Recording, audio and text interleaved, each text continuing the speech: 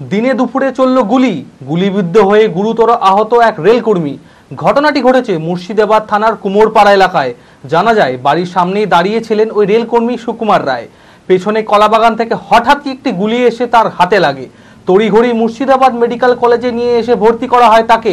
তবে কে বা কারা এই গুলি চালালো তা এখনো পর্যন্ত জানা যায়নি। মুর্শিদাবাদ থানার পুলিশ গোটা ঘটনার তদন্ত শুরু করেছে। মানসিক স্বাস্থ্যের জন্য সবার আগে যে নামটি মনে ভেসে ওঠে, সুস্থ মনের ঠিকানা মনোবীক্ষণ।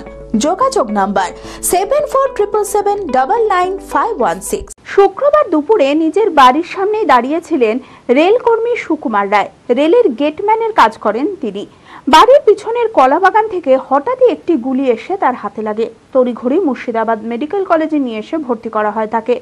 দ্রুত অস্ত্রোপচার করা হবে তার। ভিতরে কিছুটা ঢুকে আছে, পিছন থেকে করেছে, পিছনটা ঢুকে আছে, এখানে আটকে আছে। এখন এক্সরে করে স্যাররা দেখতে তাকে। মানে আপনার কি কোনো শত্রু ছিল? না না, এটা শত্রু নেই। পলিটিক্যাল কোনো ব্যাপার আছে?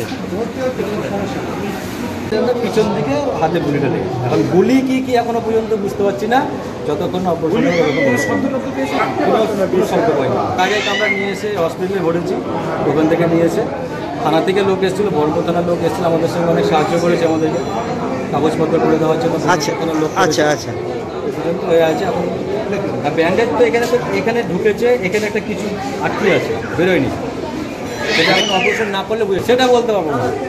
সেটা তো কোনো আওয়াজও তো হয়নি, আশেপাশে কোনো আওয়াজ হয়নি।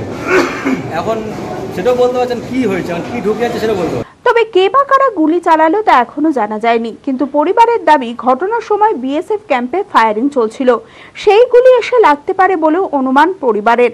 ঘটনাকে কেন্দ্র করে গোটা এলাকায় আতঙ্ক ছড়িয়েছে। মুর্শিদাবাদ থানার পুলিশ গোটা ঘটনার তদন্ত শুরু করেছে।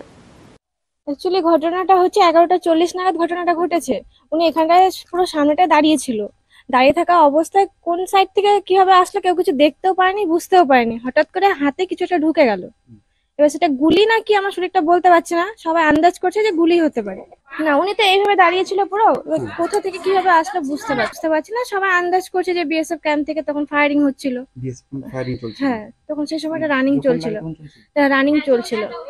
এবার সবাই আন্দাজ করছে যে হয়তো ক্যাম্প থেকে আসতে পারে।